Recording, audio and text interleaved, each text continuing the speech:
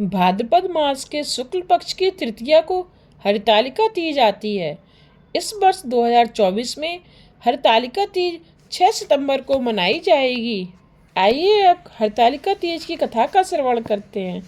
श्री परम पावन भूमि कैलाश पर्वत पर विशाल बट वृक्ष के नीचे भगवान शिव पार्वती सभी गणों के सहित बागंबर पर विराजमान थे। बलवान वीरभद्र, श्रृंगी ऋषि, नंदी आदि अपने अपने पैरों पर सदाशिव के दरबार की शोभा बढ़ा रहे थे। गंधर्वगण, किन्नर, ऋषि हर भगवान की विविधा अनुष्टुप छंदों में स्तुति गान स्वर आलापों से बागों में संलग्न थे। उसी शुभ अवसर पर महारानी पार्वती जी ने भगवान शिव से दोनों हाथ जोड़कर प्रश्न किया, हे महेश्वर, मेरे बड़े सौभाग्य हैं जो मैंने आप सरीखे अर्धांगी पति को वरण किया। क्या मैं जान सकती हूँ कि मैंने वह कौन सा पुण्य अर्जन किया है? आप अंतर्यामी हैं, मुझ दासी को वर्णन करके बताने की कृपा करें। महारानी पार्वती जी की ऐसी प्रार्थना सुनने पर शिवजी बोले, तुमने अति उत्तम पुण्य का संग्रह किया है जिससे मुझे प्राप्त किया है।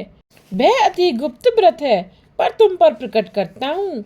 वह यह है कि भाद्रपद मास के शुक्ल पक्ष की तीज का व्रत हरितालिका व्रत के नाम से प्रसिद्ध है।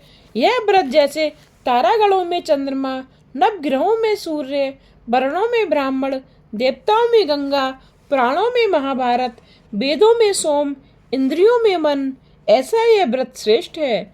जो तीज हस्त नक्षत्र युक्त पड़े वह और भी महान पुण्यदायक होती है।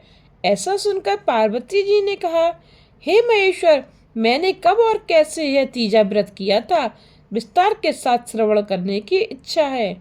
इतना सुनकर भगवान शंकर बोले, भाग्यवान उमा, भारतवर्ष के उत्तर में हिमालय श्रेष्ठ पर्वत है, उसके राजा का नाम हिमाचल है। वहाँ तुम भाग्यवती रानी मैना से पैदा हुई थी। तुमने बाल्यकाल में ही मेरी आराधना करना प्रारंभ कर दिया था। कुछ उम्र बढ़ने पर तुमने हिमालय की दुर्गम गुफाओं में जाकर सहेली सत मुझे पाने से तू तप आरंभ किया। तुमने ग्रीष्म ऋतु में बाहर चट्टानों पर आसन लगाकर तप किया। वर्षा ऋतु में बाहर पानी में तप किया। हिम ऋतु में पानी में खड़े होकर मेरे ध्यान में संलग्न रही। इस प्रकार 6 ऋतुओं में तपस्या करने पर भी जब मेरे दर्शन नहीं मिले, तब तुमने उधर मुख होकर केवल वायु सेवन किया, फिर वृक्षों के सूखे पत्ते खाकर इस शरीर को छीण किया। ऐसी तपस्या देखकर महाराजा हिमाचल को अति चिंता हुई और तुम्हारे विवाह हेतु चिंता करने लगे। इसी शुभ अवसर पर महर्षि देवऋषि नारद जी उपस्थित हो गए। राजा ने अति हर्ष के साथ नारद जी का स्वागत और पूजन किया और उपस्थित होने का कारण जानने के इच्छुक हो गए। नारद जी ने कहा, राजन, मुझे भगवान विष्णु ने भेजा है। मैं चाहता हूँ कि आपकी सुंदर कन्या को योग्य वर प्राप्त हो। सुवैकुंठ निवासी शेषशाही भगवान ने आपकी कन्या का वर्ण स्वीकार किया है। क्या आपको स्वीकार है? राजा हिमाचल ने कहा, महाराज, मेरा सौभाग्य है जो मेरी कन्या को विष्णु जी ने स्वीकार किया है और मैं अवश्य ही उन्हें अपनी कन्या उमा का कन्यादान करूंगा। यह सुनिश्चित हो जाने पर नारद ने वैकुंठ पहुंचकर श्री विष्णु भगवान से पार्वती के विवाह का पूर्ण होना सुनाया। इधर महाराज हिमाचल ने वन में पहुंचकर पार्वती जी को भगवान विष्णु के साथ विवाह होने का निश्चय होना सुनाया। ऐसा सुनते ही पार्वती जी को महान दुख हुआ। उस दुख से तुम विलय होकर अपनी सखी के पास पहुंचकर विलाप करने लगी। तुम्हारा विलाप देखकर सखी ने तुम्हारी इच्छा जानकर कहा, देवी, मैं तुम्हें ऐसी गुफा में तपस्या के लिए ले चलूंगी जहाँ महाराज हिमाचल तुम्हें ढूंढ भी नहीं सकेंगे। ऐसा कहकर सहेली उमा सहित हिमालय की गहन गुफा में विलीन हो गई। तब महाराज हिमाचल घबराकर पार्वती जी को ढूंढते हुए विलाप करने लगे कि मैंने विष्णु जी को जो वचन दिया है वह कैसे पूर्ण होगा। ऐसा कहकर वह मूर्छित हो गए।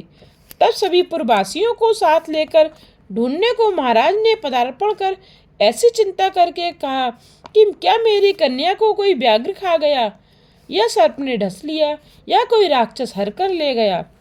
उस समय तुम अपनी सहेली के साथ ही गहन गुफा में पहुंचकर बिना जल अन्न के मेरे व्रत को आरंभ करके नदी की बालू का लिंग स्थापित कर विविध वन पुष्पों से पूजन करने लगी। उसी दिन भाद्रपद मास की तृतीया शुक्ल पक्ष हस्त नक्षत्र युक्त प्राप्त थी। तुम्हारी पूजा के फलस्वरूप से पूरा सिंहासन हिल उठा। तो मैंने तुम्हें दर्शन दिए और तुमसे कहा, देवी मैं तुम्हारे व्रत और पूजन से अति प्रसन्न हूँ। तुम अपनी कामना का मुझसे वर्णन करो। इतना सुनकर तुमने लज्जित भाव से प्रार्थना की, आप अंतर्यामी हैं, मेरे मन के भाव आपसे छुपे नहीं हैं। आपको पति रूप में चाहती हूँ। इतना सुनकर मैं तुम्हें एवमस्तु इच्छित पूर्ण वरदान देकर अंतर ध्यान हो गया। इसके बाद तुम्हारे पिता हिमाचल मंत्रियों सहित ढूंढते ढूंढते नदी तट पर मारे शोक के मूर्छित होकर गिर पड़े। उसी समय तुम अपनी सहेली के साथ मेरी बालू की मूर्ति विसर्जन करने हेतु नदी तट पर पहुंची। उसी समय तुम्हारे नगर निवासी मंत्रीगण सहित हिमाचल तुम्हारे दर्शन कर अति प्रसन्नता को प्राप्त हुए और लिपट लिपट कर रोने लगे और बोली, उमा तुम इस भयंकर वन में कैसे चली आई जो अति भयानक है, जहाँ सिंह व्याघ्र जहरीले सर्पों का निवास है, जहाँ मनुष्य के प्राण संकट में पड़ सकते हैं। इससे हे पुत्री, इस भयंकर वन को त्याग कर अपने घर को प्रस्थान करो। पिता के ऐसा कहने पर तुमने कहा, पिताजी मेरा विवाह तुमने भगवान विष्णु के साथ स्वीकार कर लिया है, इसीलिए मैं इसी वन में रहकर अपने प्राण विसर्जन करूंगी। ऐसा सुनकर महाराज हिमाचल अति दुखित हुए और बोले, प्यारी पुत्री तुम शोक मत करो, मैं तुम्हारा विवाह कदापि भगवान विष्णु के साथ नहीं करूंगा और तुम्हारा अभिष्ट वर जो तुम्हें प्राप्त है उन्हीं सदाशिव के साथ तुम्हारा विवाह करूंगा। पुत्री तुम मेरे पर अति प्रसन्न हो। तब सहेली के साथ नगर में उपस्थित होकर अपनी माता सहेलियों से मिलती गईं। कुछ समय बाद शुभ मुहूर्त देखकर तुम्हारा विवाह वेद विधि के साथ महाराजा हिमाचल व महारानी मैना ने मेरे साथ कर पुण्य अर्जन किया। हे सौभाग्यशालिनी, जिस सहेली ने तुमको हर कर हिमाचल की गुफा में रखा, मेरा तीज व्रत किया, इसी से इस व्रत का नाम हरतालिका तीज पड़ा और ये व्रत सब व्रतों का व्रतराज हुआ। इस पर माता पार्वती ने कहा, प्रभु आपने मेरे मिलने की सुखद कथा सुनाकर मुझे प्रसन्न तो किया, पर इस व्रत के करने का विधान व फल मुझे नहीं सुनाया। इसीलिए कृपा करके मुझे इसके करने की विधि व पृथक पृथक फल भी सुनाइए। इतना सुनकर भगवान शिव ने कहा, प्रिय मैं इस व्रतराज का सारा विधान फल सुना रहा हूँ। यह व्रत सौभाग्यवती नारी व पति चाहने वाली कन्याओं को करना चाहिए। यह व्रत भाद्रपद के शुक्ल पक्ष की द्वितीया की शाम को आरंभ करके तीज का व्रत धारण करे। यह व्रत निराहार बिना फल आहार के और निर्जला रहकर करना चाहिए। भगवान से पार्वती की प्रतिमा सुवर्ण के स्थापित करके केले पुष्प का लिंग स्थापित करके पूजन वैदिक मंत्र स्तुति गान वाद्य भेरी शंख मृदंग झांझर आदि से रात्रि जागरण करना चाहिए और भगवान शिव का पूजन करने के बाद फल फूल पकवान लड्डू मेवा मिष्ठान तरह तरह के भोग की सामग्री समर्पण कर फिर ब्राह्मण को द्रव्य अन्न वस्त्र पात्र आदि का दान श्रद्धा युक्त देना चाहिए। भगवान शिव की प्रति वस्तु को सिद्ध पंचाक्षरी मंत्र से ओम नमः शिवाय कहकर समर्पित करना चाहिए।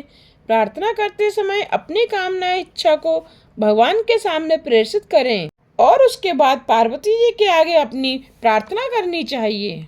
जय जग माता मेरी भाग्य विधाता, तुम हो पार्वती शिव प्यारी, तुम दाता नंद पुरारी, सती संतों में रेख तुम्हारी, जय हो आनंद दाता। जय जग माता मेरी भाग्य विधाता, इच्छित वर मैं तुमसे पाऊं, भूल चूक को दुख न उठाऊं, भाव भक्ति को तुमसे पावो, कर दो पूरन दाता। जय जग माता मेरी भाग्य विधाता।